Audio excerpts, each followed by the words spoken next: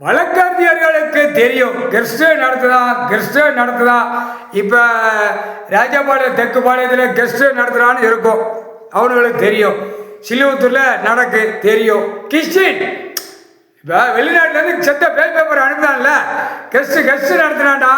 குட்டுக்குள்ள ராணுவ நீதிமன்ற கோர்ட்டு, ராணுவ தளபதியார், ராணுவ நீதிமன்ற கோர்ட்டு, ராணுவ தளபதியார், ராணுவ தலைவர் கணக்கு போட்டார். சத்தியம் புரிஞ்சுக்கோங்கடா, புரிஞ்சுக்கோ. இப்போ ஈசா மையம் எல்லாத்துலேயும் தோண்டி எடுக்க நேரம் அது ராணுவ வானரப்பட வச்சு தான் தோண்டி எடுக்க முடியும். நீங்கள் சும்மா ஓட்டி தானே போக முடியும். இதில் சட்டை ஓட்ட இருக்கு, அதான் சட்டத்தை ஓட்டி தூக்கி வச்சுக்கான்ல. அரசியல்வாதி அவன் தொங்கி கொண்டே இருக்கான்.